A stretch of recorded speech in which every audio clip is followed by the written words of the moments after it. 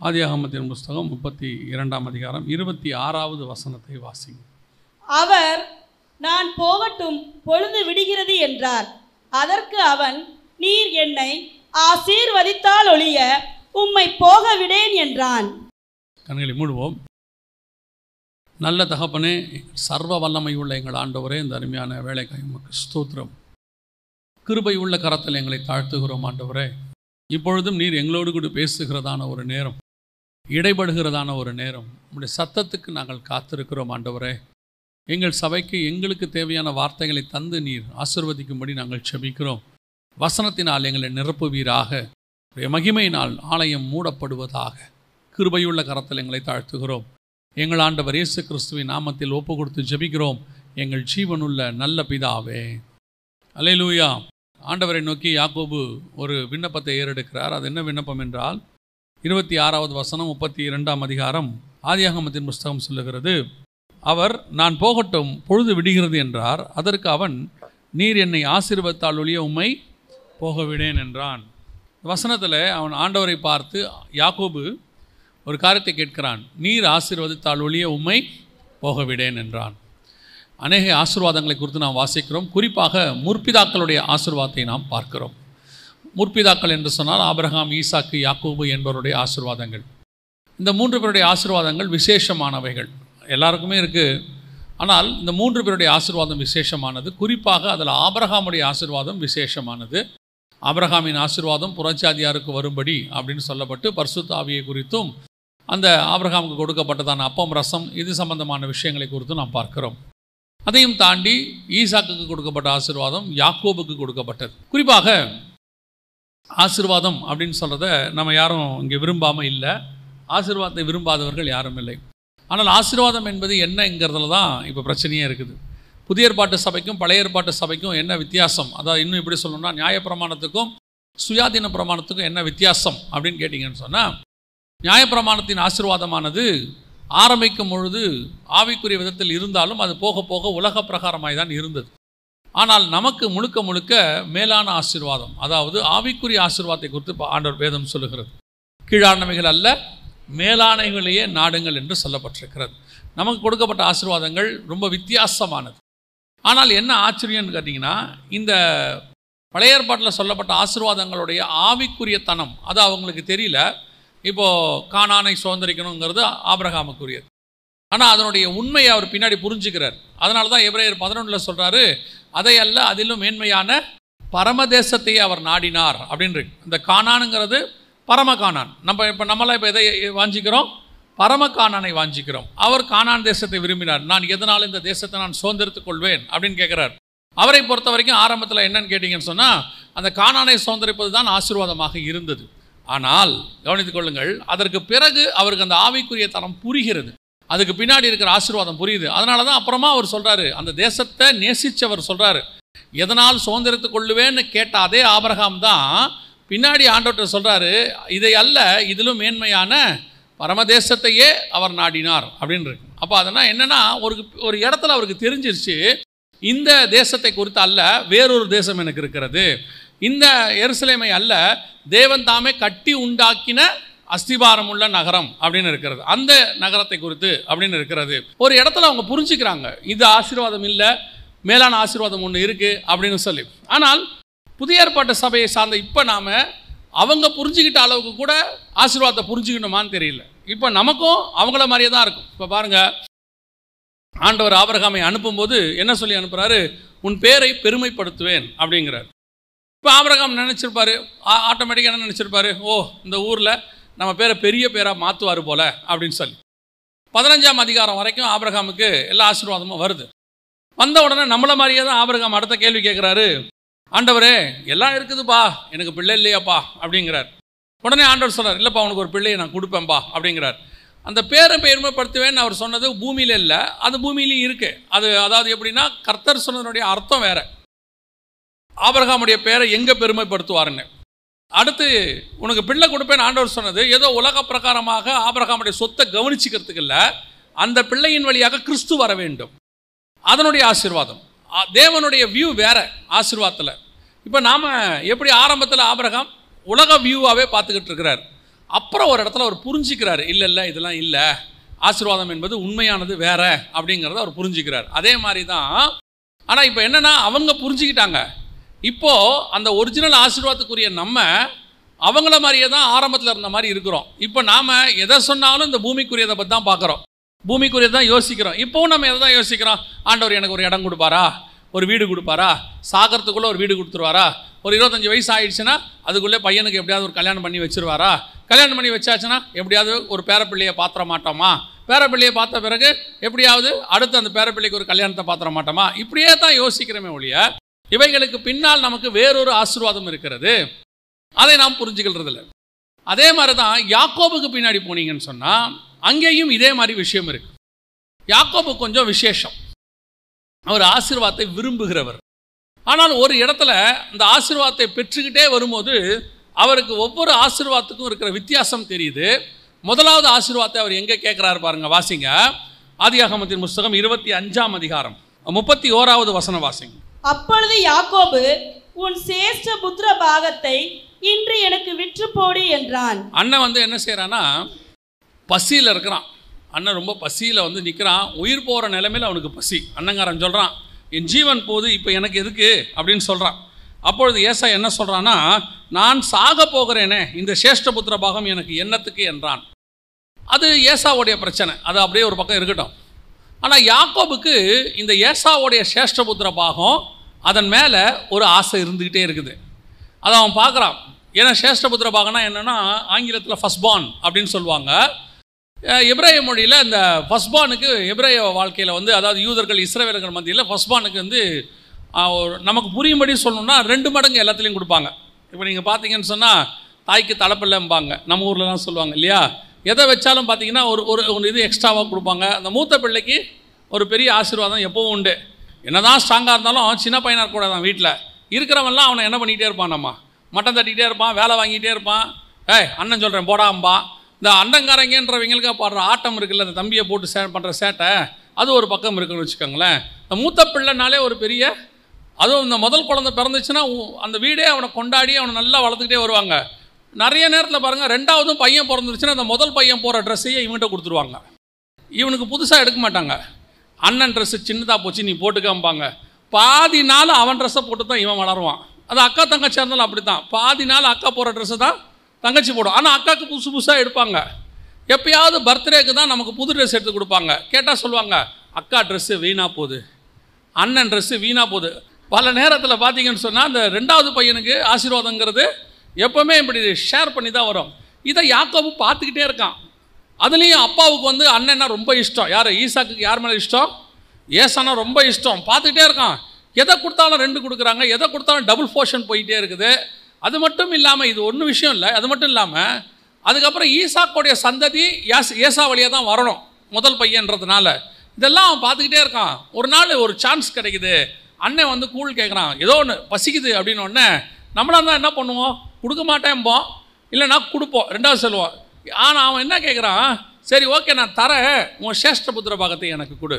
அப்போ அந்த சேஷ்டபுத்திர பாகத்தில் மேலே அவனுக்கு என்ன இருக்குது?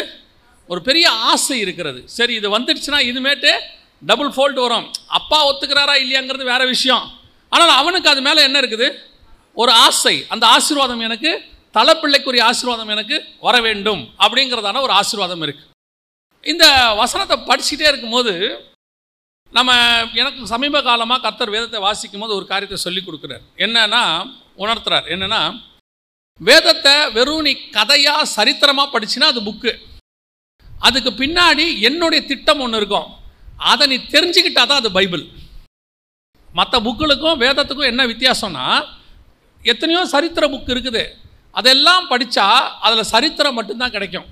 அதுக்கு பின்னாடி எந்த திட்டமும் இருக்காது. எழுதினவர் சும்மா எழுதியிருப்பார். ஆனால் பைபிள் மட்டும் சரித்திர புத்தகம் மாதிரியும் இருக்கும். ஆனால் அதுக்கு பின்னாடி தேவனுடைய திட்டம் ஒன்று மறைபொருளாக இருக்கும். அந்த மறைபொருளை எப்பொழுது நீ புரிந்து கொள்கிறாயோ அப்போ தான் அது பரிசுத்த வேதாகமாக உனக்கு மாறும்.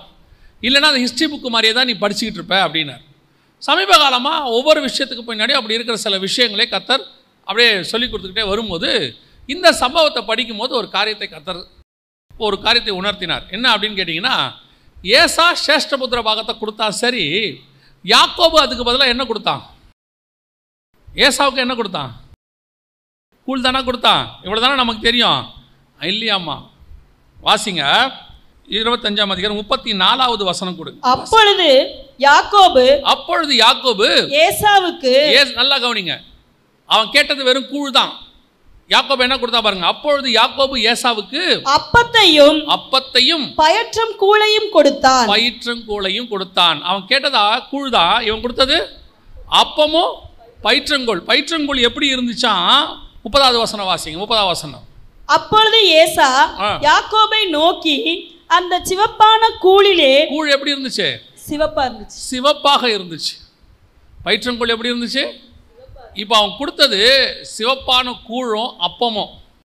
ஆண்டவர் சொன்னாங்க, யாக்கோபு என்பது இஸ்ரவேல் பூமிக்குரிய சேஷ்டபுத்திர பாகத்தை அதிகமாய் விரும்புகிறான்.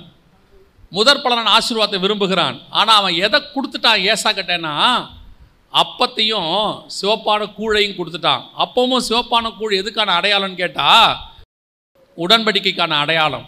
அதாவது அப்பத்தையும் ரசத்தையும், சிவப்பான திராட்சை ரசத்தையும் அப்பத்தையும் எடுத்து கொடுக்குறாரு. அந்த முதற் பலனான இயேசு எடுத்து கொடுக்குறாரு. ஆனால் அதை எடுத்து யாருக்கிட்ட இயேசு கொடுக்கலன்னு கேட்டிங்கன்னா, இஸ்ரவேலுக்கிட்ட கொடுக்கல. உங்களுக்கு இது உள்ள ஒரு லிங்க் இருக்குது, உங்களுக்கு சொல்கிறேன், கவனிங்க. 2ஆம் அதிகாரம் யோவானில் மரியாள் இயேசுக்கிட்ட போய் திராட்சை ரசம் கேட்குறாங்க இல்லையா? அவர்களுக்கு திராட்சை ரசம் குறைவுபட்டது என்றாள். அப்பொழுது இயேசு, உனக்கும் எனக்கும் என்னன்னார். ஸ்திரீயே, உனக்கும் எனக்கும் என்ன அப்படின்னு கேட்டார். ஏன் அந்த இடத்துல மட்டும் அவர் ஸ்திரீன்னு சொன்னார்? ஆதியாகமம் 3:15 ஆண்டவர் சொல்லும்போது தீர்க்கதரிசனம் சொல்கிறார், உனக்கும் ஸ்திரீக்கும் உன் வித்துக்கும் அவள் வித்துக்கும் பகை உண்டாக்குவேன். அது சபைக்கும் இயேசுக்கும் பிசாசுக்கும் அந்தி கிறிஸ்துக்குமான தொடர்பு. அந்த இடத்துல ஸ்திரீ என்பது உலக பிரகாரமாக யாரை குறிக்கும்னா மரியாதை குறிக்கும். ஸ்திரீயின் வித்தாக இயேசு வந்தார். இப்போ அந்த ஸ்திரீ சபை. இப்போ நியாயப்பிரமாண சபையினுடைய முடிவு தான் இயேசு. அந்த நியாயப்பிரமாண சபைக்கு அடையாளம் தான் மரியாள். அவங்க யூதர்களுக்கு திராட்சை ரசம் கேட்குறாங்க. யாருக்கு திராட்சை ரசம் இல்லை? யூதர்களுக்கு இல்லை, அவங்களுக்கு முடிஞ்சிருச்சு. இப்போ இயேசு சொல்கிறாரு, உனக்கும் எனக்கும் என்ன. அதோட அர்த்தம் என்னன்னா, நியாயப்பிரமாண சபையே புதிய உடன்படிக்கை திராட்சை ரசத்தில் உனக்கும் எனக்கும் என்ன. இந்த விஷயத்தில் இஸ்ரவேல் சபைக்கும் எனக்கும் ஒன்றும் கிடையாது. என் வேலை இன்னும் வரவில்லை. அந்த வேலை எப்போ வந்துச்சுன்னா, சிலுவைக்கு போகிறதுக்கு முன்னாடி கம்யூனியன் கொடுக்கும்போது இயேசு சொல்கிற வார்த்தை, என் வேலை வந்ததென்று சொல்லி அவர் திராட்சை ரசத்தை எடுத்து கொடுத்தாருன்னு இருக்கு. அப்போது அந்த திராட்சை ரசம் என்பது உடன்படிக்கைக்கான அடையாளம். இப்போ இது யாருக்கிட்ட இருந்துச்சுன்னா, இஸ்ரவேல் கையில் இருந்துச்சு. யாக்கோபு என்பது இஸ்ரவேல். அவங்ககிட்ட புதிய உடன்படிக்கை இருந்துச்சு. இஸ்ரவேலில் தான் அது இருந்துச்சு. இயேசு தனக்கு உண்டானவைகளிலே வந்தார், சொந்தமானவற்றில் வந்தார். இஸ்ரவேலில் தான் அது இருந்துச்சு. ஆனால் நடந்தது என்ன அப்படின்னு கேட்டால், ஏசா என்பது புறஜாதிக்கு அடையாளம், ஏதோமியர் புறஜாதிக்கு அடையாளம். இவன் என்ன பண்ணுறான், யாக்கோபு அவனுடைய உலக பிரகாரமான சேஷ்டபுத்திர பாகத்தை வாங்கிக்கிட்டு என்னத்தை கொடுத்துட்டான்? புதிய உடன்படிக்கையை அவன் கையில் கொடுத்துட்டான். இன்னைக்கு உலக ஆசீர்வாதத்தை நீங்கள் பெற்றுக்கொள்ள விரும்புகிறோம், சகோதர ஆசீர்வாதத்தை பெற்றுக்கொள்ள விரும்புகிறோம். ஆனால் எதை விட்டு கொடுக்கிறோம் என்பதுதான் கேள்வி. அதுக்கு பதிலாக எதை கொடுக்கிறோம்? யாக்கோபு தன்னை அறியாமலேயே ஒரு காரியத்தை செய்தான். பயிற்றங்கூழையும் அப்பத்தையும் யார் கையில் கொடுத்துட்டான்? ஏசா கையில் கொடுத்துட்டான். இப்போ ஈசாக்கு ஏசாவை ஆசீர்வதிக்கும் போது ஒரு காரியம் சொல்றாரு, நல்லா கவனிங்க. எல்லா ஆசீர்வாதத்தையும் யாக்கோபு வாங்கிட்டு போயிடுறான். வாங்கிட்டு போன உடனே ஏசா போய் கேட்குறான் ஈசாக்க, என் தகப்பனே, 38ஆம் வசனம், என் தகப்பனே, இந்த ஒரு ஆசீர்வாதம் மாத்திரம்தான் உம்மிடத்தில் உண்டா? 27ஆம் அதிகாரத்தில் ஆசீர்வாதம் உண்டா? என் தகப்பனே, என்னையும் ஆசீர்வதியும் என்று சொல்லி ஏசா சத்தமிட்டு அழுதான். அப்பொழுது ஈசாக்கு சொல்ற ஒரு வார்த்தை பாருங்க, நீ உன் பட்டயத்தினாலே பிழைத்து, 40ஆவது வசனம், உன் சகோதரனை சேவிப்பாய். நீ மேற்கொள்ளும் காலம் வரும்போதோ உன் கழுத்தில் இருக்கிற அவனுடைய நுகத்தடியை முறித்து போடுவாய் என்றான். இது எதுக்கான அடையாளம் கேட்டிங்கன்னா, இந்த யாக்கோபு எல்லாத்தையும் வாங்கிட்டான், சேஷ்டபுத்திர பாகத்தை. இப்போ இவன் 2வது பையன் ஆயிட்டான். அவனுக்கு இவன் சேவிக்கிற இடத்துக்கு வந்துட்டான். ஆனால் ஈசாக்கு ஒரு வார்த்தையை சொல்றாரு, உன் காலம் வரும்போதோ நீ மேற்கொள்ளுவாய். அது எதுக்கான அடையாளம் தெரியுமா? இயேசு கிறிஸ்து வந்து இஸ்ரவேலில் இருந்த கம்யூனியன் அப்பத்தையும் ரசத்தையும் உடன்படிக்கையை எடுத்து புறஜாதியார் கையில் கொடுக்க சொல்லி அப்போஸ்தலர் கையில் கொடுத்தார். அதனால தான் அந்த கம்யூனியனை பற்றி யாருக்கு எழுதுறாரு பவுலுனா, கொரிந்தியருக்கு எழுதுறாரு. புதிய ஏற்பாடு 11ஆம் அதிகாரம் உங்களுக்கு தெரியும். புறஜாதியாருக்கு உங்களுக்கு ஒப்புவித்ததை, அதனால் புறஜாதியாருக்கு ஒப்புவித்ததை கர்த்தரிடத்தில் பெற்றுக்கொண்டேன். அப்பமும் ரசமும் புறஜாதியார் கையில் வர வேண்டியது. அது எங்கே அதுக்கான அடையாளம் பைபிளில் இருக்குதுன்னா, இஸ்ரவேலாகிய யாக்கோபு கையிலிருந்து ஏசாவாகிய புறஜாதி கையில் அது போய் சேர்ந்து விட்டது. ஆனால் அதுக்கு புறஜாதியார் எதை விட்டுட்டாங்க? ஏசா எதை விட்டுட்டான்? சேஷ்டபுத்திர பாகத்தை விட்டு கொடுத்தான். உலக பிரகாரமான சேஷ்டபுத்திர பாகம் போயிடுச்சு. இப்போ ஏசாவுக்கு தெரியாது, ஏசாவுக்கு இதுக்கு பின்னாடி இருக்கிற ஆவிக்குரிய சத்தியம்லாம் தெரியாது. அவனை பொறுத்த வரைக்கும் எனக்கு சிவப்பான கூழ் கிடைச்சா போதும், உயிர் வாழணும், ஜீவன். அதனால தான் இயேசு கிறிஸ்து சொல்றாரு, இந்த அப்பத்தை புசித்து இந்த பாத்திரத்தில் பானம் பண்ணுகிறவனுக்கு ஜீவன் உண்டு, நித்திய ஜீவன் உண்டுன்னு சொல்றார். இப்போ அவன் சாக போறேன்னு தான் அதை கேட்டு வாங்குறான். என்ன ஆசீர்வாதம்? இன்னைக்கு உலக பிரகாரமான ஆசீர்வாதத்தை கான்சென்ட்ரேட் பண்ணதான யாக்கோப், இஸ்ரவேல் எதை விட்டு விட்டான் என்று சொன்னால், தன்னை அறியாமலேயே தனக்கு வைக்கப்பட்டிருந்ததான ஒரு மிகப்பெரிய உடன்படிக்கையை கொடுத்து விட்டான். இன்னைக்கு நாமும் பல நேரங்களில் அப்படிப்பட்டதான ஆசீர்வாதத்தை தான் விரும்புகிறோம். உலக பிரகாரமான சேஷ்டபுத்திர பாகம், உலக பிரகாரமான முதன்மையான ஸ்தானம், உலகத்தில் உள்ளதான ஆசீர்வாதம். எனக்கு தெரிஞ்ச ஆண்டவர் பல நேரங்களில் என்ன பண்ணுவார் அப்படின்னு கேட்டிங்கன்னு சொன்னால், உலக பிரகாரமாய் நமக்கு வர வேண்டியதான மிக முக்கியமான சில காரியங்களை வரவிடாதபடிக்கு தடுத்துருவார். ஏன் தடுத்துருவார் அப்படின்னு கேட்டிங்கன்னா, கிறிஸ்துவின் மூலமாய் ஒரு ஆசீர்வாதம் உங்களுக்கும் எனக்கும் வர வேண்டி இருக்கிறது. அந்த ஆசீர்வாதத்தை பெற்றுக்கொள்ளுகிறதுக்கு இந்த ஆசீர்வாதம் ஒரு தடை. பல நேரத்தில் நம்ம என்ன சொல்கிறோம்? எங்கள் அப்பா அம்மா என்னை ஏமாற்றிட்டாங்க, எங்கள் அக்கா தங்கச்சிங்க என்னை ஏமாற்றிட்டாங்க, கொடுக்க வேண்டியதெல்லாம் எனக்கு கொடுக்காம விட்டுட்டாங்க, எனக்கே தெரியாமல் கையெழுத்து போட்டு விற்றுட்டாங்க, நான் கேட்டதுக்கு என்னை திட்டி அமுச்சு விட்டாங்க. இதெல்லாம் தேவனுக்கு தெரியுமா தெரியாதா? நல்லா தெரியும். அவர் ஏன் அமைதியாக கண்டும் காணாதவரை போல இருந்தார் தெரியுமா? அவருக்கு தெரியும் அவன் என்ன செஞ்சுக்கிட்டு இருக்கிறான்னா, உங்ககிட்ட இருக்கக்கூடியதான சேஷ்டபுத்திர பாகத்தை வாங்கணும்னு நினச்சி பூமியில் இருக்கிற லேண்டு கொஞ்சம் ஒரு 1/2 ஏக்கர், 1 ஏக்கர், 1 கிரவுண்டு, 2 கிரவுண்டு, இதை எப்படியாவது வஞ்சகமாக பிடிங்கணுன்ட்டு உங்களுக்கு விரோதமாக வேலை செஞ்சுக்கிட்டே இருக்காங்க. ஆனால் ஆண்டவர் பார்த்துட்டே இருப்பார், அவன் லேண்டை தான் உன் கையிலேருந்து வாங்க போகிறான், ஆனால் அவன் கொடுக்க போகிறது உனக்கும் எனக்குமான ஒரு உடன்படிக்கையை அவன் கொடுத்து விட்டு போக போகிறான். பல நேரங்களில் கர்த்தர் நீங்கள் ஆசைப்படுகிறதை விட மேலான ஆசீர்வாதத்தை ஒன்று கர்த்தர் வைத்திருக்கிறார். அது நம் கண்களுக்கு தெரியாது, ஏசாவுக்கு தெரியாது. இப்போ என் கையில் அவன் கொடுக்குறானே, அது இஸ்ரவேல் கொடுக்குதுன்னு அவனுக்கு தெரியாது. அவனை பொறுத்த வரைக்கும் யாக்கோபு கொடுக்குறான். அன்னைக்கு இஸ்ரவேல் புறஜாதியார்ட்ட கொடுத்த கம்யூனியன் இன்னைய வரைக்கும் அந்த கம்யூனியன் நம்ம கையில் தான் இருக்கிறது. இப்போ வரைக்கும் நம்ம கையில் தான் இருக்குது. இப்போ நீங்கள் எந்த ஆசீர்வாதத்துக்கு ஆசைப்படுறீங்கன்றதான் கேள்வி. சேஷ்டபுத்திர பாகம் எப்படி இருந்தாலும் யாக்கோபுக்கு வந்துடும். ஏன்னா ஆண்டவர் வயிற்றில் இருக்கும்போதே என்ன பண்ணிட்டாரு? சொல்லிட்டாரு. அவன் சொல்லிட்டார், அவர் ஆண்டவர் சொல்லிட்டாரு, மூத்தவன் இளையவனை சேவிப்பான்னு எங்கே சொல்லிட்டாரு? வயிற்றில் இருக்கும்போதே ரெபெக்காட்ட சொல்லிட்டாரு. ஆனால் அதை பெற்றுக்கொள்வதற்கு யாக்கோபு கையாண்ட முறை, இவன் சேஷ்டபுத்திர பாகத்தை ஏசா கிட்ட கேட்காவிட்டாலும் அது யாருக்கு வந்து சேர்ந்துடும்? யாக்கோபு கிட்ட வந்து சேர்ந்துடும். அதை யாராலையும் தடுக்க முடியாது. ஏன்னா அது கர்த்தர் நிர்ணயம் பண்ணது வயிற்றில் இருக்கும்போது. அதை பெற்றுக்கொள்வதற்கு நம்ம நடுவில் சில தந்திரம் பண்ணுற மாதிரிங்க. ஏசா சொல்லுவான், தந்திரத்தினாலே என்னிடத்துல இருந்து அவன் பெற்றுக்கொண்டான்பான். அதைத்தான் உங்களுக்கு சொல்கிறேன். பல நேரத்தில் கர்த்தர் நமக்குன்ற நியமித்ததை நம்ம கையில் கொண்டு கொடுத்துருவார். நடுவில் நம்ம பூந்து சில காரியங்களை கெடுத்துருவோம். நடுவில் நம்ம பூந்து அதை செய்யலாம், இதை செய்யலாம், அவரை பிடிக்கலாம், இவரை பிடிக்கலாம், அந்த வக்கீலை பிடிக்கலாம், இந்த எம்எல்ஏவை பிடிக்கலாம், கவுன்சிலரை பிடிக்கலாம், அவரை பார்த்தா வேலைக்கு ஆகும், எவரை பார்த்தாலும் வேலைக்கு ஆகாது. அப்படி செய்யும் போது உங்கள் கையிலிருந்து ஏதாவது போயிடும். ஆண்டவர் சொல்வார், எவ்விடத்திலும் வழக்காடுவது உனக்கு ஏற்றதில்லை. ஒரு இடம் வரும், உன்னை ஏமாத்தினவர்கள் கண்களுக்கு முன்பாக அவர்களுடைய நுகத்தடியை முறித்து போடுகிற காலம் ஒன்று வரும். கர்த்தர் உங்களை என்னை ஆசீர்வாதிக்கிற காலம் ஒன்று வரும். ஆனால் அந்த ஆசீர்வாதம் பூமிக்குரிய சேஷ்டபுத்திர பாகமாக இருக்காது. இயேசு கிறிஸ்துவிடத்திலிருந்து வரக்கூடிய உடன்படிக்கையின் ஆசீர்வாதமாக இருக்கும். ஏசா கையில் அப்பத்தையும் ரசத்தையும் அவன் கொடுத்துட்டான். அப்பத்தையும் சிவப்பான பயிற்றங்கூளையும் கொடுத்தான். யாக்கோபு ஆசைப்பட்ட முதலாவது ஆசீர்வாதம், பூமிக்குரிய ஆசீர்வாதம் என்ன தெரியுமா? அண்ணனை மாதிரி எனக்கு 2 மடங்கு வேணும், அவனை மாதிரி வேணும். இப்பவும் சொல்கிறேன், உங்களுக்கும் எனக்கும் கர்த்தர் வேறொரு ஆசீர்வாதத்தை வச்சிருக்கிறார். அது மேலானது. வானத்தையும் பூமியும் உண்டாக்கின தேவன், தேவனுடைய ஊழியக்காரர் ஆசீர்வதித்து கொடுத்த அப்பமும் ரசமும், கர்த்தர் முதற் பேரான இயேசு கொடுத்த ஆசீர்வாதம் நம்ம கையில் இருக்கு. நமக்கு உடன்படிக்கை பண்ணினவர் ஒருவர் இருக்கிறார். அவருடைய ஆசீர்வாதங்கள் எல்லாம் நமக்கு தான் வரப்போகுது. அல்லேலூயா. நம்ம ஏன் அதை பற்றி கவலைப்படணும்? நல்லா அரசியல் தெரிஞ்சு நல்ல இராணுவ வீரன் மாதிரி இருந்தால் தாவீதோடைய அண்ணன், அவன் ராஜாவாகலை, ஆனால் அவன் இராணுவத்தில் தான் போனோம். இவனுக்கு ராஜா ட்ரெஸ்ஸு கூட போட முடியாது, ஆனால் இவனை கர்த்தர் ராஜாவாக உட்கார வச்சிருக்கிறார். யாரை எதுக்கு அனுப்பினார்னு கர்த்தருக்கு தெரியும். நாம் ஆசைப்படுறது அந்த மாதிரி ஆயிடணும், இந்த மாதிரி ஆயிடணும். யாக்கோபுக்கு அப்படி தான் ஆசை. என்ன ஆசை? ஏசா மாதிரி ஆயிடணும். கர்த்தர் நமக்கு வச்ச ஆசீர்வாதத்தில் உங்களுக்குன்னு வர வேண்டியது கண்டிப்பாய் வரும். அதில் மாற்று கருத்தே இல்லை. கர்த்தர் யாக்கோபை அன்னைக்கே சொல்லிட்டாரு, மூத்தவன் இளையவனை சேவிப்பான்னு. அது நிறைவேறும். இந்த குறுக்கு வழியில் போய் வாங்குதில்ல, அதை வாங்க போனதோடைய விளைவு யாக்கோபு எதை கொடுத்துட்டான்னு தெரியுமா? அவன் தன் கையில் இருந்த அப்பத்தையும் திராட்சரசம் பயிற்றுங்கூளையும் அவன் கையில் கொடுத்து விட்டான். இப்போ யாக்கோபுக்கு 2வது ஆசீர்வாதம் மேலே ஆசை வருது. அது எந்த ஆசீர்வாதம்? நம்ம எல்லாருக்கும் தெரிஞ்சது தான். ஆதியாகமத்தின் புஸ்தகம் 27ஆம் அதிகாரத்தில் தகப்பனுடைய ஆசீர்வாதம். ஆனால் இந்த ஆசீர்வாதத்தை அவன் பெற்றுக்கொள்வதற்கு அவன் ஆசைப்படலை. ஆசைப்பட்டது யாரு?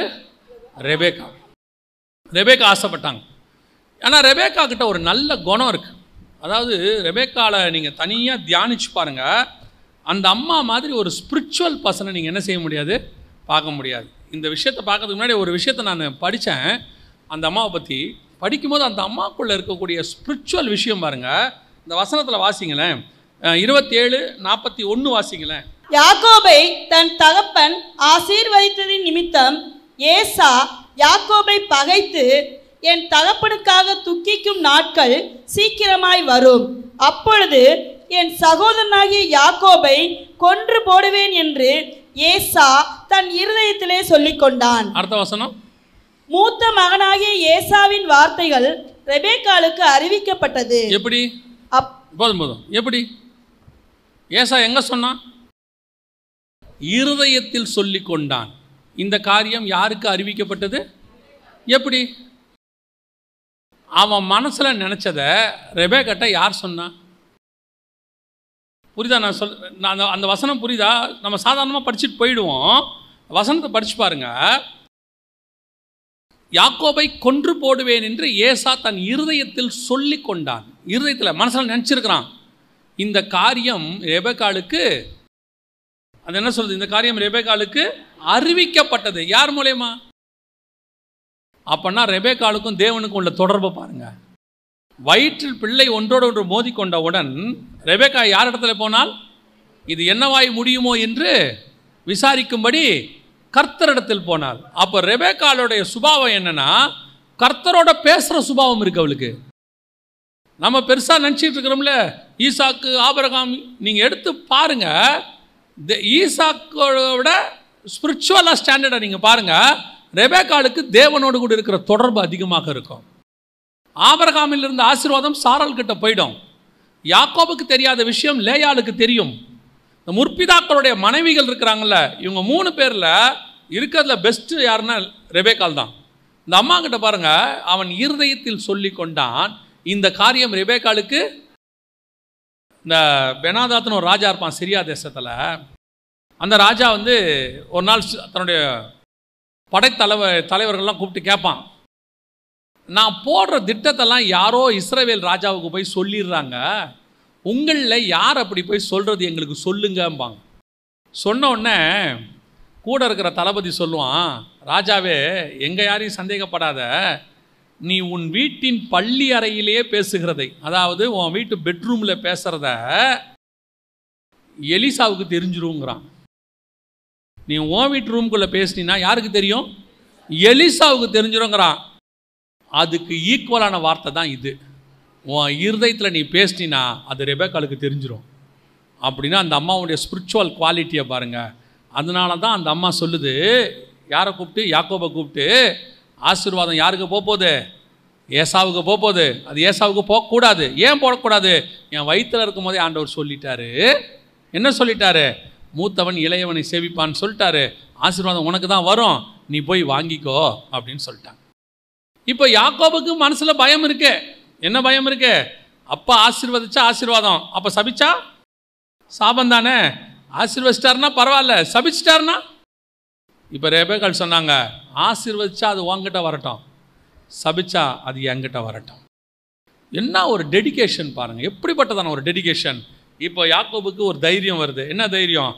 ஆசீர்வாதம் வந்தால் தோத்துறோம், சாபம் வந்தால் அந்த மாதிரி தானே போகுது. பல நேரத்தில் நீங்கள் பார்த்துருக்கீங்களா, நமக்கு பிரச்சனை வராட்டி நம்ம என்ன வேணாலும் செய்வோம் இல்லையா? நமக்கு பிரச்சனை வருதுன்னா இறங்கவே மாட்டோம் பாருங்க. பிரச்சனை அவங்களுக்கு தானே வரப்போகுது, செஞ்சு தான் பார்ப்போமே.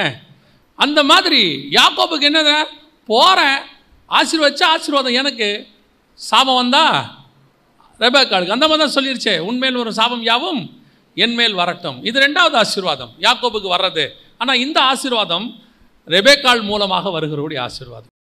இது பியூர்லி இதுக்கு பின்னாடி ஒரு அழகான ஸ்பிரிச்சுவல் காரியம் அடங்கியிருக்கும். ஃபஸ்ட்டு பார்த்தீங்கன்னு சொன்னால் யாக்கோபு போய் நிற்பான். யாருன்னு ஈசாக்கு கேட்பார்.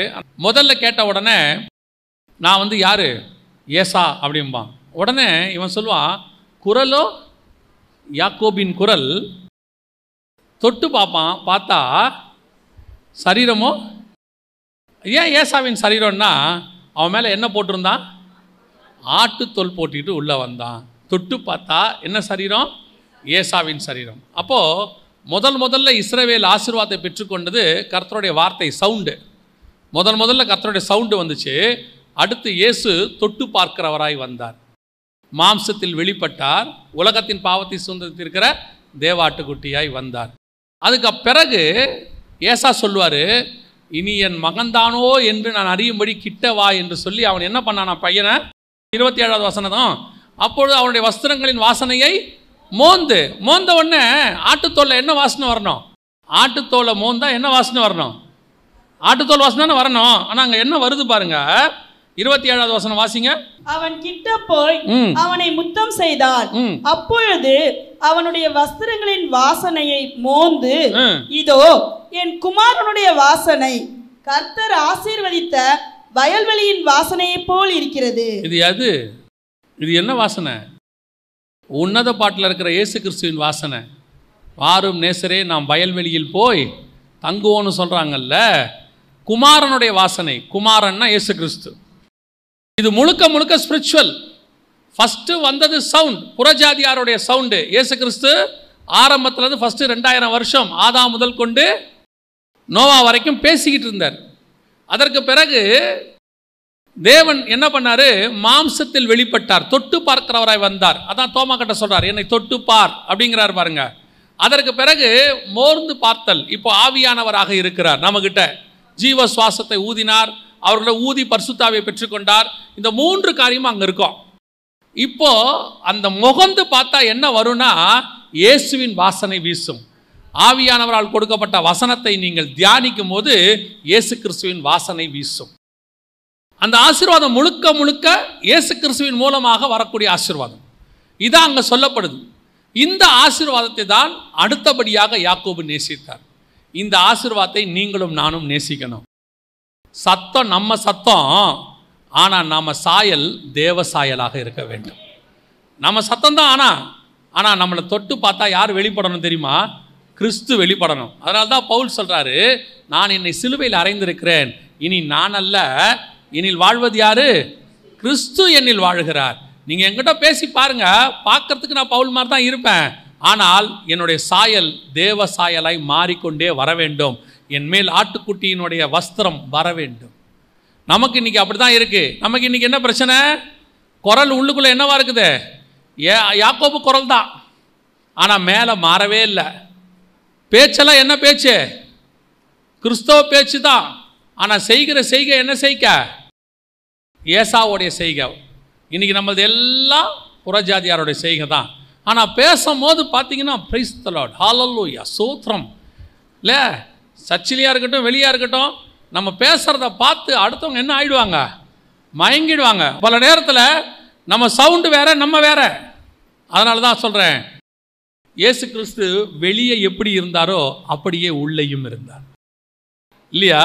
குரல் யாக்கோபின் குரலும், சரீரம் ஏசாவின் சரீரமும் கிடையாது. நான் ஆவிக்குரிய அர்த்தத்தை உங்களுக்கு சொல்லிட்டேன். உலக பிரகாரமாக சொல்கிறேன், என்னை வெளியே நான் என்ன பார்க்கிறேனோ அதே தான் நான் உள்ளே. நான் உள்ளுக்குள்ளே என்ன எனக்கு சுபாவம் இருக்கிறதோ அதே சுபாவம் தான் எனக்கு வெளியே. எனக்கு ஒரு அங்கிள் இருக்குது தெரியும், இப்போ அவங்க இல்லை, அவங்களும் இன்ஜினியர் தான். அந்த அங்கிளும் பயங்கரமாக கோவப்படுவாங்க, வேறு வழி இல்லை. வேறு நம்ம சொல்கிற வேலையை செய்யலாம், ஆட்டோமேட்டிக்காக கோவம் தானே வரும். ஆனால் அந்த அங்கிள் கெட்ட வார்த்தைலாம் பேச மாட்டாங்க. அவர் சொல்கிறதே அழகாக இருக்கும். இப்போ நீ இதை எப்பயா மாட்டியாடா அப்படிம்பாரு. அவன் பார்த்துட்டே இருப்பான், நரக்கத்துக்கு போகிறவனே அப்படிம்பாரு. அதாவது அவர் திட்டுறாரு, ஆனால் கெட்ட வார்த்தை யூஸ் பண்ணல.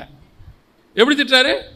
நரகத்துக்கு போகிறவனே, வீணா என் சாபத்தை வாங்கிக்காத, இப்படியே தான் பேசுவார். எதுக்கு சொல்கிறேன்? பல நேரங்களில் நாம் உள்ளே யாக்கோபாக இருக்கிறோம், வெளியே ஏசாவாக இருக்கிறோம்.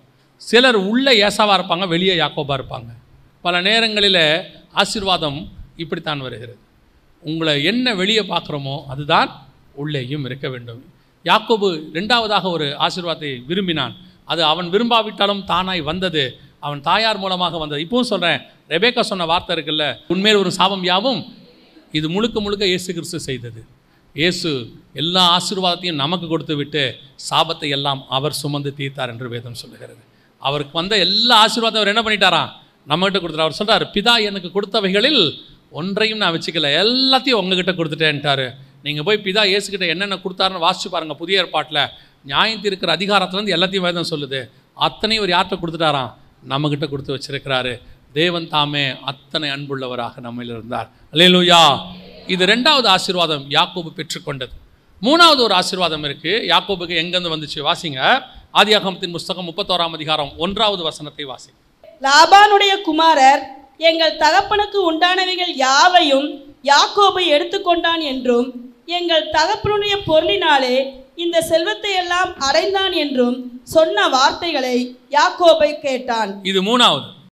யாக்கோபு லாபானிடத்தில் வேலை செய்ய போகிறான். ஆனால் மூன்றாவது ஆசீர்வாதம் எங்கிருந்து வருகிறது? லாபானின் புத்திரர் சொல்கிறாங்க, என் தகப்பனுடையதை எல்லாம் யார் எடுத்துக்கொண்டா?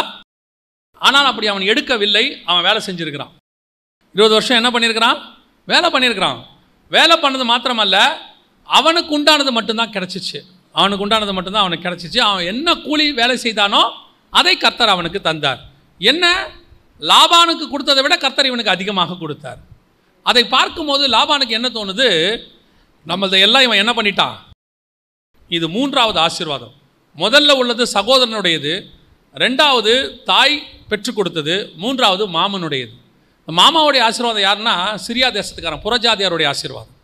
இந்த புறஜாதியாரோட ஆசீர்வாதம் என்பது என்ன அப்படின்னு கேட்டிங்கன்னா, நம்ம உலகத்தில் வேலை செய்கிறோம், எல்லாம் பண்ணுறோம், ஆனால் கர்த்தர் நம்மளை அங்கே என்ன பண்ணுறாரு, ஆசீர்வதிக்கிறார். ஏன்னா கர்த்தர் நம்மோடு கூட இருக்கிறார். இதை பார்க்கும்போது நம்ம கூட வேலை செய்கிறாங்கல்ல, அவங்களுக்கு நம்ம மேலே என்ன வரும், ஒரு பொறாமை ஒன்று வரும். கர்த்தர் நம்மளை ஆசீர்வதிக்கிறத பார்த்து. இங்கே மட்டும் இல்லை, நீங்கள் எடுத்து பாருங்கள், யோசேப்பு காலத்துலேருந்து இது நடக்கும், யாக்கோபு காலத்துலேருந்து நடக்கும். நம்மளை இவங்க ஒன்றும் இல்லாமல் விரட்டி விட்டுருவாங்க. இன்னும் சொல்ல போனால் இவங்க நம்மளோட மேலே தான் இருப்பாங்க. ஆனால் அவங்க கண்ணுக்கு முன்னாடி கர்த்தர் நம்மளை உயர்த்திக்கிட்டே வருவார், ஆசீர்வதிச்சிட்டே வருவார். இதை எப்படியாவது நம்மகிட்டேருந்து எடுக்கணும்னு ஒரு கூட்டம் என்ன செய்யும், முயற்சி பண்ணோம். இந்த நேரத்தில் தான் இந்த ஆசீர்வாதத்தை கர்த்தர் அவன் கைக்கு போகாமல் நம் கைக்கு வாங்கி கொடுப்பார். இல்லை, எனக்கு என்ன ஆச்சரியன்னா, 20 வருஷமாக அவங்ககிட்ட பேசாமல் இருந்த ஆண்டவர் அந்த இடத்துல ஒரு காரியம் அவனை பார்த்து சொல்லுவார் பாருங்க. 11வது வசனம் 31:11 வாசிங்க. அன்றியும் தேவதூதன் ஒருவர் சொப்பனத்தில் யாக்கோபே என்றார், இதோ இருக்கிறேன் என்றான். அப்பொழுது அவர், உன் கண்களை ஏறெடுத்து பார், ஆடுகளோட பொலியும் கடாக்கள் எல்லாம் கலப்பு நிறமும் புள்ளியும் வரியும் உள்ளவைகளாய் இருக்கிறது. லாபான் உனக்கு செய்கிற யாவையும் கண்டேன்.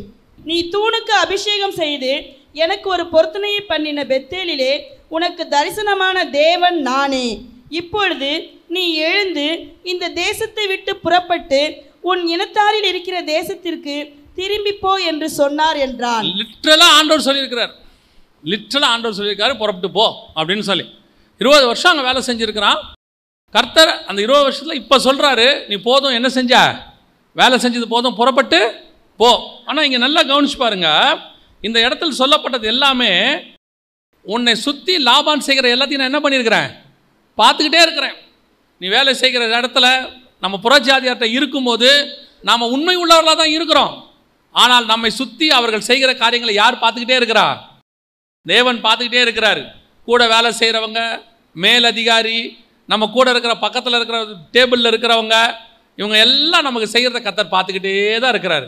இன்னும் சொல்கிறேன், ஆவிக்குரிய வாழ்க்கையிலையாக இருக்கட்டும், ஊழியத்தின் பாதையிலையாக இருக்கட்டும், நீங்கள் உண்மையாக தான் இருந்திருப்பீங்க. ஆனால் உங்கள் மேலே ஒரு பொறாமை ஒன்று வரும். ஏன் அந்த பொறாமை வருது தெரியுமா? கர்த்தரே உங்களை ஆசீர்வதிக்கிறதுனால தான் அந்த பொறாமை வருது. இந்த பொறாமைக்கு காரணமே யாருன்னு பார்த்தீங்கன்னா, அவன் பொறாமைப்படுறதுக்கு யாருன்னு பார்த்தீங்கன்னா, கர்த்தர் நம்மளை ஆசீர்வதிச்ச ஆசீர்வாதம். அது ஏன் ஆசீர்வதிக்கிறான்னு தெரியாது. கர்த்தர் நம்ம கூட இருக்கிறாரு. நம்மளை ஆசீர்வதிக்கிற ஆசீர்வாதத்தை பார்க்கும்போது நம்ம ஒன்றும் அதுக்கு தகுதியானவங்களும் கிடையாது. ஆனால் அவரோட திட்டம் நம்ம மேலே இருக்குது. அவன்லாம் கேட்பான், உனக்கு மட்டும் எப்படி திடீர்னு ப்ரொமோஷன் வருது, உனக்கு மட்டும் ஏன் இன்க்ரிமெண்ட் வருது, உன்னை மட்டும் ஏன் அவர் திட்டவே மாட்டுறாரு, உன்னை மட்டும் ஏன் சாஃப்டாக நடத்துகிறாங்க. வசனம் சொல்லும், யோசேப்புக்கு அவன் கண்களில் கிருபை கிடைத்தது. என்ன செய்ய முடியும், நம்மளை பார்த்தா அவங்களுக்கு ஆத்திரம், நம்மளை பார்த்தோன்னா கோபம். உடனே என்ன பண்ணுவாங்க? உன்னை அது பண்ணுறேன் இது பண்ணுறேன். ஆண்டவர் சொல்கிறாரு, உன்னை லாபான் பண்ணுறதை நான் பார்த்துக்கிட்டே தான் இருக்கிறேன், நான் பார்க்காமலாம் இல்லை. சில நேரத்தில் நமக்கே தோணும் தெரியுமா, ஏன் இந்த ஆள் நம்மளை இவ்வளோ டார்ச்சர் பண்ணுறான், கர்த்தர் பார்க்குறாரா இல்லையா? ஆண்டவர் சொல்கிறார், நான் பார்த்துக்கிட்டு தான் இருக்கேன். என்ன பண்ணுறீங்க ஆண்டவரே? அவன் டார்ச்சர் பண்ண உன்னை உயர்த்திக்கிட்டே இருக்கிறேன். ஏன் ஆண்டவரே? அவன் இன்னும் டார்ச்சர் ஆகட்டும், இன்னும் பொறாமப்படட்டும். நீங்கள் யோசிச்சு பாருங்க, சவுல் டென்ஷன் ஆக ஆக தாவீதை உயர்த்திக்கிட்டே இருப்பார். ஏன்னா உயர்த்திக்கிட்டே இருக்காங்க. தானியேலுக்கு விரோதமாக இவனுக்கு கிரியை செய்ய செய்ய தானியேலை மேலே தூக்கிக்கிட்டே இருப்பார். என்னடா இவன் மேலே போயிட்டே இருக்கிறான். அதுக்கு தான் நான் எப்பவும் சொல்வேன், நம்மகிட்ட ஒரு சுபாவம் இருக்குது. என்ன தெரியுமா? நம்மளை யாராவது எதிர்த்தாங்கன்னு வச்சுக்கோங்க, உடனே நம்ம ஜெபம், அந்த ஆள் இருக்கக்கூடாது, அவனை ரிமூவ் பண்ணிடுங்க, அந்த ஆளை எங்கேயா நம்ம உடனே அவனை தூக்கணும்னு நினைக்கிறோம்ல. ஆண்டவர்ல அவனை தூக்கக்கூடாதும்பாரு. என்ன பண்ணும்? அவன் அங்கேயே தான் இருக்கணும். என்ன, அவன் கண்ணுக்கு முன்னாடி மேலே போயிட்டே இருக்கணும். அவன் டென்ஷன் ஆகிறத நான் பார்க்கணும். ஆண்டவர் சொல்றார், லாபான் உனக்கு செய்கிறதை நான் பார்க்கிறேன், கடைசியாக ஒன்று நடக்கும். ஆண்டவர் சொல்றார், சரி போதும், புறப்பட்டு போ. ஏன் இதுக்கு மேலே இவன் கூட இருக்கிறத அவனுக்கு பயந்து போல. உன்னை ஆசீர்வதிக்கிற காலம் வந்துருச்சு, அடுத்த ஆசீர்வாதத்துக்கு நீ போகணும். எங்கே போனோம்? பெத்தேலுக்கு போனோம். அங்கே போனால் தான் உன்னை வச்சு நான் அடுத்த காரியம் செய்ய முடியும். நீ புறப்பட வேண்டிய காலம் வந்தது, புறப்பட்டு போ. ஏன் இத்தனை நாள் நீ இருந்தது போதும். ஆண்டவர் உனக்கு சொன்ன காரியங்கள் எல்லாம் கொண்டு செய்கிறார், உன்னை ஆசீர்வதிக்கிறார். உனக்கு விரோதமாக உருவாக்குனவர் கண்களுக்கு முன்பாக ஜீவனோடு கூட வைத்தார். உன்னை ஒழிப்பேன்னு சொன்னவன் கண்ணுக்கு முன்னாடி இன்னும் வச்சாரு. பலருக்கு என்ன, உன்னை மாத்திரன்னு சொன்னவங்களுக்கு முன்னாடி அவனை மாத்திட்டார் ஆண்டவர். உன்னை இந்த இடத்தோடு தூக்குறேன்றப்பாரு, அவனை தூக்கியிருப்பாரு. என்ன நடந்துச்சு? சில சொல்லுவாங்க, என்னன்னே தெரில, திடீர்னு அந்த ஆளை காணும். திடீர்னு அவர் காணும் இல்லை, அவர் தேவ பிள்ளைகளுக்கு எதிராக எழும்பினவர். ஆண்டவர் பிளான் பண்ணிக்கிட்டே இருந்தார். அவர் உச்சத்துக்கு வரும்போது, தம்பி நீ போயிட்டு வந்து தூக்கி போட்டு போயிட்டார். அந்த தேவன் நம்மோடு கூட இன்னும் இருக்கிறார், இன்னும் ஜீவனோடு கூட இருக்கிறார். நமக்கு ஒரு ஆசீர்வாதம் வரும். எது வரும் தெரியுமா?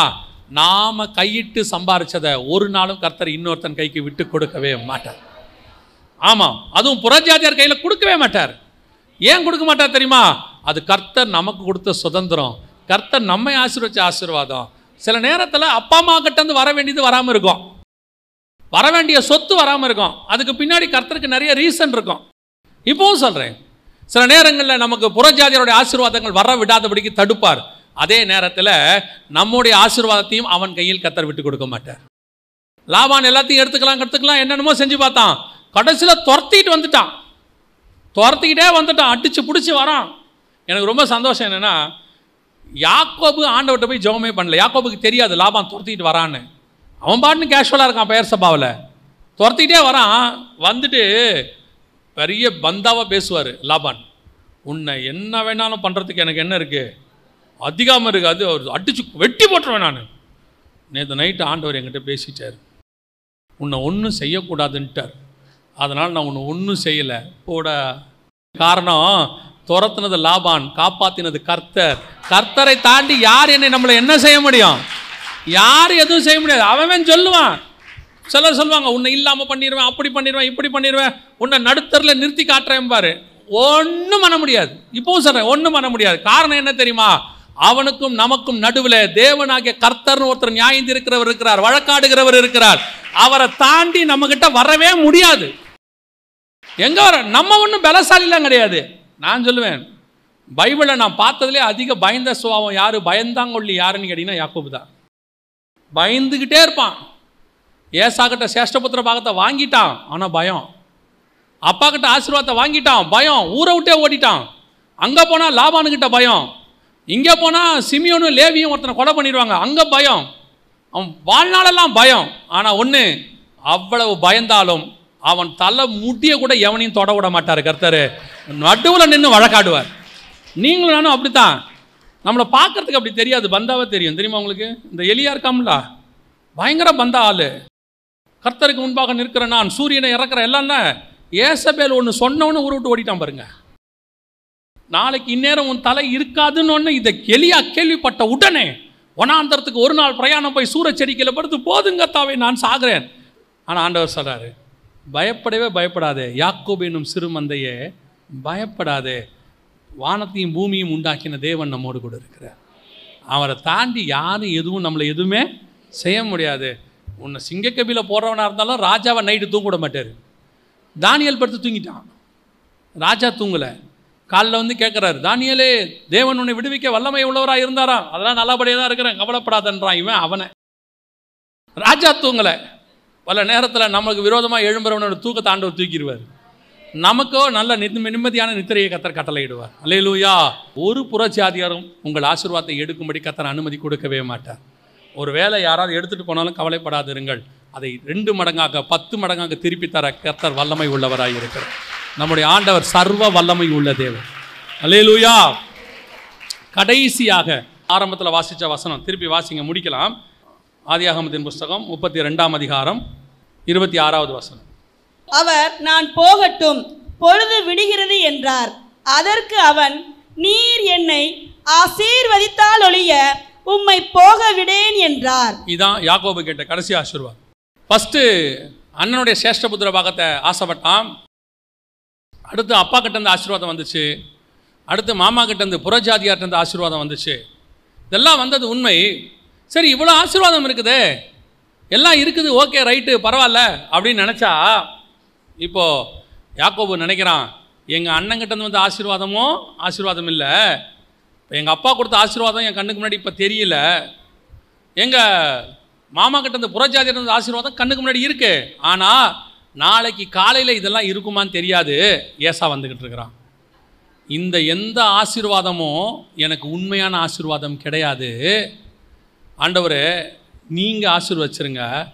அவனுக்கு ஒன்று மட்டும் நல்லா தெரியும், கர்த்தர் ஆசீர்வதிச்சவனை மனுஷனால் ஒன்றுமே செய்ய முடியாது, நீங்கள் மட்டும் என்னை ஆசீர்வதிச்சுட்டு போயிருங்கன்னு கேட்குறேன். யாக்கோபுடைய சேஷ்டபுத்திர பாகம் இருக்கு, இப்போ அதை எடுக்கிறதுக்கு ஒருத்தன் வந்துக்கிட்டு இருக்கான். எங்கள் அப்பாவுடைய ஆசீர்வாதம் வந்துச்சு, நான் தந்திரமாக வாங்கிட்டேன்னு கோபக்காரன் ஒருத்தன் வந்துக்கிட்டு இருக்கான். எங்கள் மாமாவுடைய ஆசீர்வாதம் வந்துச்சு, அதையுமே நீங்கள் தான் காப்பாற்றி கொடுத்தீங்க, ஆனால் இது எல்லாமே உண்மையான ஆசீர்வாதமானு எனக்கு தெரியாது. ஆனால் எனக்கு ஒரு ஆசீர்வாதம் தெரியும். என்ன தெரியுமா?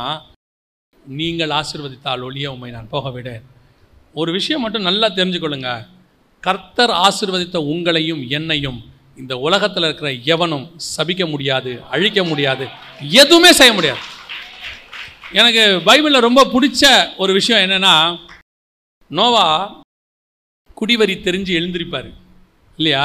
எழுந்திரிச்ச உடனே தன்னுடைய இளைய குமாரன் தனக்கு செய்ததை அறிந்து, நோவா வெறி தெளிந்து எழுந்து தன் இளையகுமாரன் தனக்கு செய்ததை அறிந்து, செய்தது யாரு?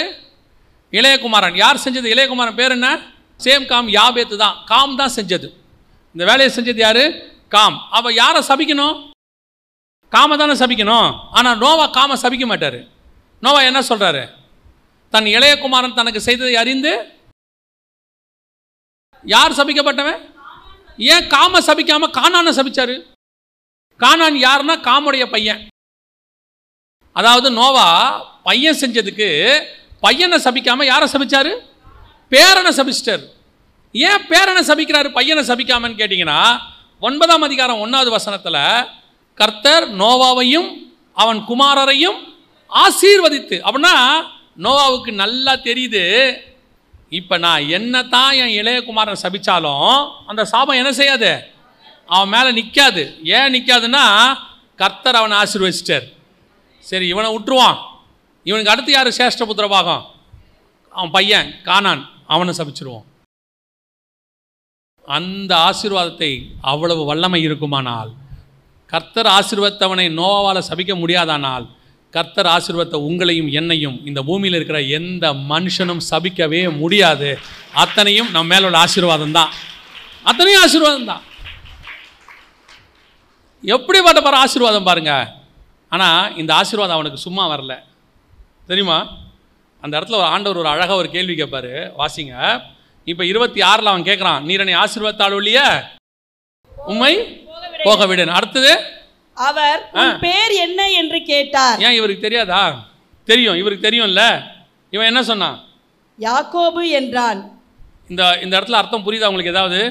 ஆக்சுவலாக யாக்கோபு ஆசீர்வாதத்தை ஈசா கிட்டேருந்து வாங்கும்போது இதே கேள்வியை ஈசாக்கு கேட்பான், மகனே நீ யார் அப்படின்னு கேட்பான். இதே யாக்கோபு சொன்னான், நான் ஏசான்னு சொன்னான். இவன் தானே சொன்னான். இப்போ திருப்பி தகப்பன் கேட்குறாரு, பரம தகப்பன் கேட்குறாரு, உன் பேர் என்னான்னு கேட்குறாரு. ஏன்? நீ முன்னாடி பேரை மாற்றி சொல்லி ஆசீர்வாதத்தை வாங்கிட்டு வந்த, இப்போ உன் பேர் என்ன? இப்போ சொல்கிறான், நான் யாக்கோபு, இப்போ நான் உன்னை ஆசீர்வதிக்கிறேங்கிறார். பல நேரத்தில் நாம் ஆசீர்வாதத்தை தந்திரமாய் வாங்கியிருக்கலாம், குறுக்கு வழியில் வாங்கியிருக்கலாம், ஒரு வேளை யார் வேணால் சொல்லியிருக்கலாம், அவங்க சொன்னதுனால வாங்கியிருக்கலாம். ஆனால் ஆண்டவர் கேட்குறாரு, அந்த ஆசீர்வாதம் அல்ல, இப்போ நான் உன்னை ஆசீர்வதிக்கிறேன். அந்த ஆசீர்வாதத்தை வாங்கின நீ ஊரை விட்டு ஓடுன. அவங்க அப்பா கிட்ட ஆசீர்வாதம் வாங்கினதானே ஊரை விட்டு ஓடனா? உங்கள் அப்பா கிட்ட ஆசீர்வாதத்தை பேரை மாற்றி சொல்லி வாங்கின, ஊரை விட்டு ஓடன. இப்போ உன் பேர் என்ன? யாக்கோபு. உண்மையை சொன்ன, இனி நீ ஊருக்குள்ளே போகலாங்கிறார். அதுக்கப்புறம் தான் அவன் எங்கே புறப்பட்டு போகிறான்? ஊருக்குள்ளே போகிறான். தப்பான விதத்தில் வாங்கின ஆசீர்வாதமாக இருந்தாலும் நீ ஊரை விட்டு ஓடுற நிலைமை வரும். சில நேரத்தில் உண்மையை சொல்லுவதனால பிரச்சனை வரும் நீ நினச்சினா, கர்த்தர் சொல்கிறார், இல்லை, ஒரே தகப்பன் திருப்பி கேட்குறாரு, உன் பேர் என்ன? அந்த தகப்பங்கிட்ட ஏசான்னு சொன்னவன் இந்த தகப்பங்கிட்ட சொல்கிறான், நான் யாக்கோபு. இப்போ சொல்கிறாரு, நான் உன்னை ஆசீர்வதிக்கிறேன். அந்த தகப்பன் பேரை நீ தப்பாக சொல்லி வாங்கின, என்கிட்ட உண்மையாக சொல்லி வாங்கியிருக்கிற. அந்த ஆசீர்வாதம் ஊரை விட்டு ஓட வச்சிச்சு. இந்த ஆசீர்வாதம் உன்னை ஊருக்குள்ளே திருப்பி கொண்டு வந்துருச்சு. அல்லேலூயா. இதுதான் மெய்யான ஆசீர்வாதம். இந்த ஆசீர்வாதத்தை தான் கர்த்தர் உங்களுக்கும் எனக்கும் நியமித்து வைத்திருக்கிறார். நிறைய பேர் சொல்லுவாங்க, யாக்கோபுனா எத்தன் அப்படின்னு. இல்லை இல்லை, யாக்கோபுனா அடிச்சுவட்டை பின்பற்றுகிறவன். ஏன்னா அங்கே குதிங்காலை பிடிச்சிக்கிட்டே வெளியே வந்தான்ல, அவங்க அண்ணன் காலை பிடிச்சிட்டே வந்தான் இல்லையா, அதனால் அந்த காலை பிடிச்சிக்கிட்டு வரவேன்னு அர்த்தம். இப்போ அவர் சொல்கிறாரு, நீ உங்கள் அண்ணன் பேரை சொல்லி தானே ஆசீர்வாதம் வாங்கின, உன் பேரை சொல்லி வாங்க முடியல, இப்போ உன் பேரை சொல்லு, நான் உன்னை ஆசீர்வதிக்கிறேன். அவன் சொல்கிறான், நான் குதிங்காலை பிடிக்கிறவன் இல்லை, நீ தேவனுடைய ஜனம். இன்னொருத்தன் காலை பிடிச்சி வாங்கின ஆசீர்வாதம் இல்லை, இன்னொருத்தன் பேரை சொல்லி வாங்கின ஆசீர்வாதம் அல்ல. நான் உன்னை இஸ்ரவேலாய் மாற்றுகிறேன், தேவனுடைய ஜனமாய் மாற்றுகிறேன், என்னுடைய ஆசீர்வாதத்தை நான் உனக்கு தருகிறேன். இந்த ஆசீர்வாதத்தில் உன்னை இருந்து ஒருவனும் உன்னை தூக்க முடியாது. இப்போ யோசித்து பாருங்க, இஸ்ரவேலை ஆசீர்வதிக்கிறவர் உறங்குவதும் இல்லை, தூங்குவதும் இல்லை. இஸ்ரவேலை காக்கிறவர் உறங்குவதும் இல்லை, தூங்குவதும் இல்லை. இஸ்ரவேலின் தேவன் ஆகிய கர்த்தர் உங்களையும் என்னையும் ஆசீர்வதிக்க வல்லமை உள்ளவராய் இருக்கிறார். பல நேரங்களிலே நாம் எது ஆசீர்வாதம் தெரியாமல் இருக்கிறோம். யாக்கோபுக்கு எது ஆசீர்வாதம் தெரியல. அண்ணனுடைய சேஷ்டபுத்திர பாகத்தை ஆசீர்வாதம் நினைச்சான், அதனால பகை வந்துருச்சு, அதனால கம்யூனியன் கையை விட்டு போயிடுச்சு. அம்மா சொன்னாங்கன்னு போய் அப்பா கிட்ட பேரை மாற்றி சொல்லி பொய் சொல்லி ஆசீர்வாதத்தை வாங்கினா, அது பொய் சொல்லி வாங்கின ஆசீர்வாதம். என்ன சொன்னாலும் அந்த ஆசீர்வாதம் அப்பா கிட்ட சொன்ன பொய். இப்போ இந்த அப்பா கேட்குறாரு, உண்மையை சொல்லு, உன் பேர் என்ன? அவங்ககிட்ட நீ ஏசான்ட்ட, ஓகே ரைட், இப்போ சொல்லு, உன் பேர் என்ன? நான் யாக்கோபு தான். இன்னைக்கு நான் உன்னை ஆசீர்வதிக்கிறேன். உன் பெயர் இனி இஸ்ரவேல் எனப்படுவதாக. இனி நீ ஏசாவும் இல்லை, யாக்கோபும் இல்லை, இனி தேவனுடைய ஜனம். தேவ ஜனத்துக்குரிய எல்லா ஆசீர்வாதமும் உனக்கு வந்து சேரும். எப்படியாவது குறுக்கு வழியில் வாங்கிடலாம், அவரை பிடிச்சி வாங்கிடலாம். ஆண்டவர் சொல்றாரு, உண்மையை சொல்லு, நீ உண்மையை சொல்ல, உன் பேர் என்ன? நான் யாக்கோபு, இன்று முதல் நான் உன்னை ஆசீர்வதிப்பேன். ஆசீர்வாதம் உனக்கு வரும். ஆண்டவரே சர்டிஃபிகேட் தூக்கி வரும்போது, ஆண்டவரே ரேஷன் கார்டு அதை தூக்கி வரமா போடு, ஆண்டவரே கம்யூனிட்டி சர்டிஃபிகேட் அதை தூக்கி வரம் போய். அப்புறம் எப்படி தான் ஆசீர்வாதம் வரும்? பரத்திலிருந்து வரும். சர்வ வல்லமை உள்ள தேவன் உங்களுக்கு ஒரு சீட்டு கொடுக்கிறார்னா அதை தடுக்க யாராலையும் முடியாது. நமக்கு தான் பல நேரங்களில் அறிவு பொத்துக்கிட்டு வேலை செய்யும். அப்படியே மேலே ஆட்டுத்தோலை போத்திக்கிட்டு, எப்படியும் யாக்கோபு வந்து நேராக யாக்கோபு மாதிரி பேசியிருக்க மாட்டான், கொஞ்சமாவது ஏசா மாதிரி பேச ட்ரை பண்ணியிருப்பான். இப்போ நம்ம அப்படி தானே செய்வோம், குரல் மாற்றி. இந்த ஃபோன்லாம் சிலர் பாருங்களேன், குரல் மாற்றி பேசுகிற மாதிரி பேசுவோம், பேசும்போதே தெரியும் நமக்கு அவன் தான் பேசுகிறாரு. அப்புறம் கேட்போம், நீ தானே கண்டுபிடிச்சிட்டீங்களா அப்படின்னு. அதான் தெரியுது பேசும்போதே நமக்கு. அந்த மாதிரி தான் யாக்கோபு பேசும்போதே அவருக்கு தெரிஞ்சு போச்சு இது யார் தான்ட்டு. ஆனால் அவர் கேட்குறாரு, ஓ பார்க்குறதுக்கு ஏசா மாதிரியே இருக்குதே, பேசுறது பார்த்தா யாக்கோபு மாதிரி இருக்குதே. எல்லா ஆசீர்வாதமும் தகப்பன்கிட்ட போய் சொன்னான் ஏசான்னு, ஊரை விட்டு ஓடிட்டான். இப்போ தகப்பன் கேட்குறாரு, உன் பேர் என்ன? யாக்கோபு. சரி ஊருக்குள்ளே வா திரும்பி. உலக ஆசீர்வாதம் ஊரை விட்டு ஓட பண்ணும், தேவனுடைய ஆசீர்வாதம் ஊருக்குள் வர பண்ணும். அல்லேலூயா. யாக்கோபின் மெய்யான ஆசீர்வாதம் அவர் கையில் இருக்கிறது, நம்முடைய மெய்யான ஆசீர்வாதமும் அவர் கையில் இருக்கிறது. அல்லேலூயா. நாம் ஜெபிக்க போகிறோம். எல்லாம் எழுந்திருக்கலாமா தேவ சமூகத்தில்? ஆண்டவர் உங்களுக்கு ஒரு உண்மையான ஆசீர்வாதத்தை வச்சிருக்கிறார். அது கீழானது அல்ல, மேலானது. வானத்திலிருந்து ஒரு பிளான் உங்கள் மேலே இருக்கு. பரலோகத்தினுடைய திட்டம் ஒன்று உங்கள் தலைமையில் இருக்கிறது. ஆபிரகாம் இடத்தை ஆசைப்பட்டார், இந்த தேசத்தை நான் எதனால் சுதந்திரத்துக் கொள்வேன்?